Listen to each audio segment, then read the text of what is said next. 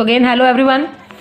Last time we have seen the topic theory of cognitive development. हमने theory of cognitive development देखा था, कैसे बच्चे बढ़ते हैं, मतलब बच्चों की mental ability कैसे ग्रो होती है, और उसमें लोग क्या दिखा थी, माइंड, हेड एंड थॉट। और जीन पहले क्या मानते थे, हम कोई भी काम जब तक नहीं सीखते तब तक हम उसको करते नहीं है। मीन्स उनका मानना था लर्निंग बाय डूइंग पे। उन्हें फोकस ही किस पे किया था, लर्निंग बाय डूइंग। वो बॉर्न कब हुए थे, 1896, और डेथ उनकी 1980, और बॉर्न कब हुए थे, स्विट्जरलैंड में। उनकी बुक थी जो बहुत ही फेमस हुई थी, वो कौन सी थी, the language and thought of a child. और इनको फादर ऑफ चाइल्ड साइकोलॉजी भी कहा जाता है। ये हमने कल देखा था। और ऐसे हम लोग बहुत सारी अप्रोचेस देखेंगे, लाइक बिहेवियरिज्म, कंस्ट्रक्टिविज्म। तो हम इनके बारे में याद रखेंगे। इन्होंने कौन सी अप्रोच दी थी, ये कंस्ट्रक्टिविस्ट अप्रोच दिए थे।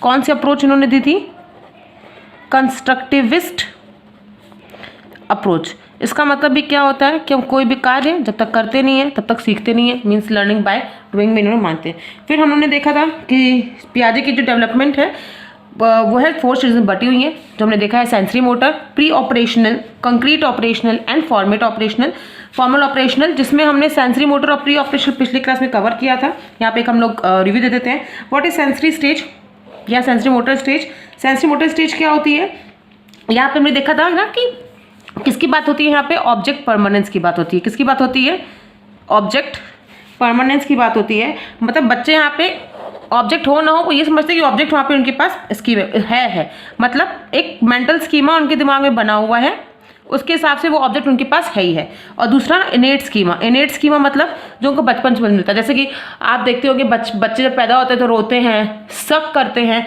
ये उनका क्या है, इनेट स्कीमा है। सकिंग, क्राइंग, ये उनको कोई सिखाता नहीं है, इट्स ऑटोमेटिक इन दिस। जो ये एक तरह से हम उसको कह सकते हैं कि ये नियोनेटल स्कीमास होते हैं। Neonatal schemas means before birth, ठीक है। और हमने प्री ऑपरेशनल स्टेज में क्या देखा था कि यहाँ जो बच्चे होते हैं वो क्या करते हैं, वो इमेजिनेशन उनकी थोड़ी डेवलप हो जाती है, लेकिन अभी भी वो क्या हो जाते हैं, लैक ऑफ लॉजिक, मतलब अपना लॉजिक नहीं लगा पाते हैं चीज़ों में। एनिमिज्म का भाव होता है। एनिमिज्म का भाव होता है मतलब कि अपने गुड्डे गुड्डी को भी क्या समझते हैं कि ये लिविंग है, ठीक है। और हमने बहुत इंपॉर्टेंट चीज़ देखी थी जो थी एसिमिलेशन, एकोमोडेशन एंड इक्विलिब्रियम। या हम ऐसे कह सकते हैं, इसको ध्यान से समझिएगा, एक बार फिर हम ये बता दे रहे हैं क्योंकि आपको ये समझना बहुत ज़रूरी है। पहले क्या होता है, एसिमिलेशन। अब मान लीजिए बच्चों को मैंने किसी के बारे में बता दिया, अब बताने के बाद क्या हुआ, उन्होंने ये समझा, जैसे मान लीजिए हमने बॉल का एग्जांपल लिया था, बॉल लिया तो उनके दिमाग में क्या है कि जो भी हम लोग गोल चीज़ लेंगे वो क्या होगी, बॉल होगी। तो वो जब भी अब देखेगा वो एक इक्विलिब्रियम स्टेट में आ चुका कि जब वो देख रहा है बॉल को, गोल किसी भी सर्कल को, तो क्या समझ रहा है, बॉल।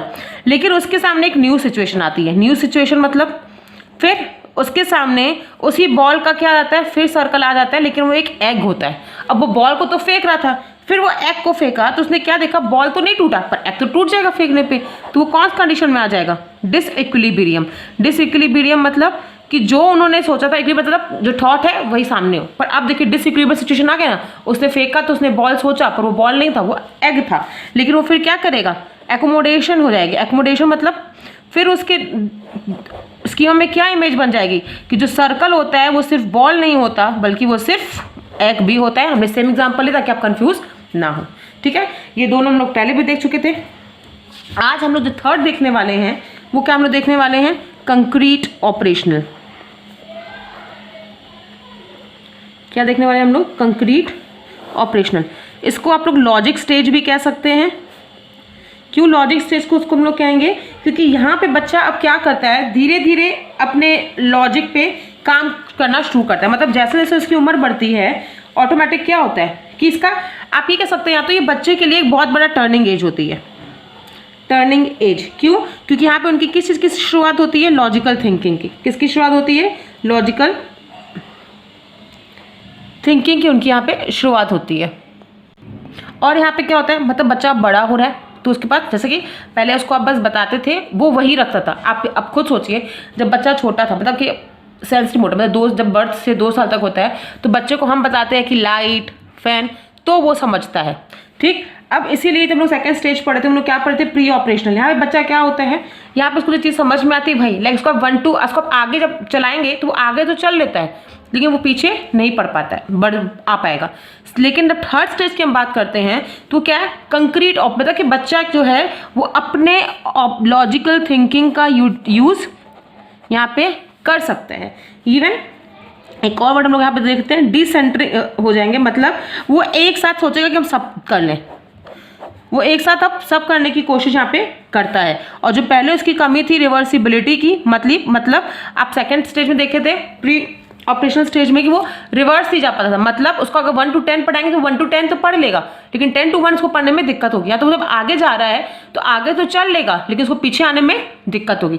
लेकिन यहाँ पे बच्चा क्या होता है, अगर 1 to 100 है तो वो 100 to 1 भी लिखना जाता है, अगर वो आगे जा रहा है तो वो पीछे आना भी जान रहा है। क्यों? क्योंकि वो अब अपनी थॉट प्रोसेस, सबसे बड़ी चीज इंटरनल थिंकिंग, मतलब वो अब सोच सकता है। वो क्या कर रहा है, वो आराम से चीज़ों को क्या कर सकता है, सोच सकता है अपने हिसाब से। ठीक है, आई होप आपको यहाँ तक क्लियर हो रहा होगा।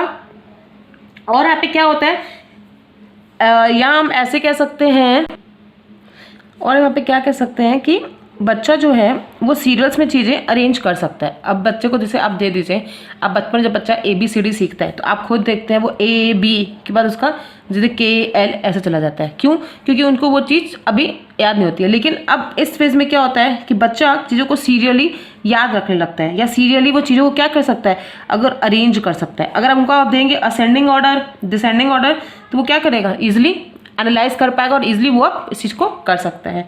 हम लोग लास्ट स्टेज देखते हैं जो है फॉर्मल ऑपरेशनल।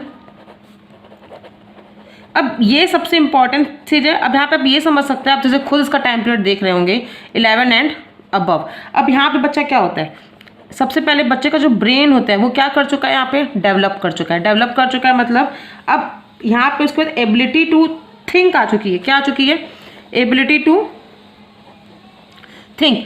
मतलब अगर आप देखेंगे इसको, अगर आप सिचुएशन देंगे कोई, तो वो सिचुएशन के हिसाब से क्या कर सकता है, रिस्पॉन्स। बहुत बड़ा समझिएगा इस वर्ड को, रिस्पॉन्स। लाइक बच्चे रिस्पॉन्स करते हैं ना, आपने उनसे पूछा वो कुछ रिस्पॉन्स करेंगे, तो अब क्या होगा, सिचुएशनली उनको क्या आता है, अब यहाँ पे रिस्पॉन्स कर लेते हैं। और सबसे बड़ी चीज़ जो उनके थॉट्स होते हैं, यहाँ पे जो उनके थॉट्स होते हैं वो कैसे होते हैं, ऑर्गेनाइज्ड। मतलब अब वो समझ सकते हैं कि कब कैसे क्या है, लाइक वो एक नॉर्म बताते हैं। जब आप बच्चे को छोटे में कुछ लर्न करने को देते हैं तो वो क्या करते हैं, लाइक आप स्टोरी लर्न करने को देते तो वो क्या किए, उस स्टोरी को जैसे आपने उनको याद करवाया बोल बोल के, वही वो याद करेंगे बोल बोल के। ठीक, लेकिन अब अगर वो खुद लिखना भी चाहें तो एक बहुत ही ऑर्गेनाइज्ड वे में चीज़ों को क्या कर सकते हैं, लिख सकते हैं। दूसरा, इस एज में उनके पास एक और चीज़ आती है जो है एब्स्ट्रैक्ट थिंकिंग आ जाती है।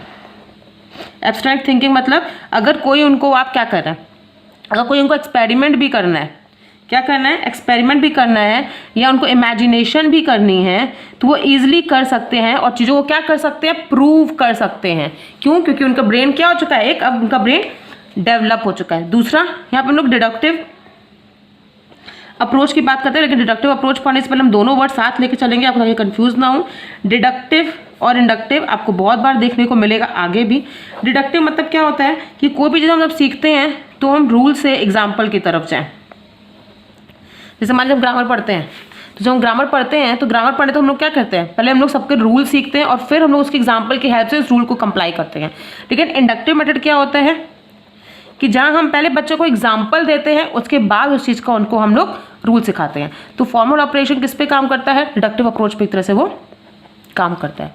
ठीक है, आई होप आपको क्लियर हो रहा होगा यहाँ तक। अब आगे हम देखते हैं, जब पियाजे ने थियोरी दी थी तो उनकी कह सकते हैं हम लोग एजुकेशनल इम्प्लीकेशंस कैसे हुए।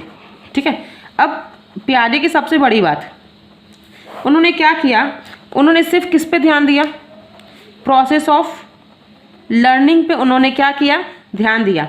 लेकिन उन्होंने एंड प्रोडक्ट पे बच्चे नॉलेज की ध्यान नहीं दिया। दूसरा, उन्होंने क्या माना कि बच्चे क्या करते हैं, उनको कैसे सिखाना चाहिए, मल्टीपल रिसोर्सेज से सिखाना चाहिए। मल्टीपल रिसोर्सेज मतलब अगर बच्चे हैं क्लास में, आप कहीं भी पढ़ा रहे हैं, तो बच्चों को आप कैसे सिखाएं, एक ही चीज़ को आप सिखाने के लिए डिफरेंट डिफरेंट मेथड्स और डिफरेंट रिसोर्सेज यूज़ कर सकते हैं ताकि वो सीख पाए। तीसरा, hand on activities. Hand on activities normal सी बात है, जब हम स्टार्टिंग से बात कर रहे हैं लर्निंग बाय डूइंग, तो ये क्या मानते थे कि अगर बच्चों को कुछ सिखाना है तो पहले उनसे आप वो काम करवाइए। तो आप जब उसको वो काम करवाएंगे तो वो कैसे सीखेगा? जब वो, जैसे मान लीजिए आप भी कोई नई चीज़ सीख रहे हैं, तो जब तक आप उसमें काम को कर नहीं रहे हैं तो आप कैसे सीखेंगे? नहीं सीख पाएंगे, डिफिकल्ट है। तो सेम एक बच्चे से भी वो क्या करना है, पहले काम करवाना है, जिसके बेसिस पे वो एक्सपीरियंस करेगा और वो क्या करेगा, सीखेगा।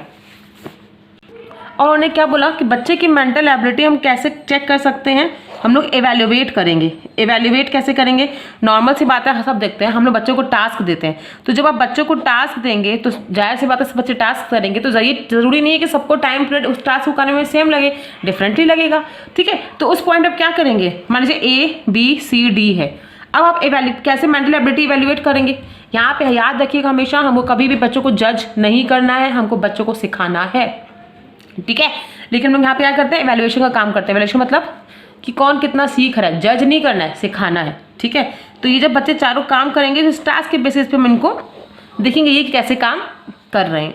ठीक है, आई होप आपको ये यहाँ तक टॉपिक क्लियर हो गई होगी। आगे नेक्स्ट वीडियो हम इसके क्वेश्चंस के साथ लाएंगे, तब तक के लिए थैंक यू।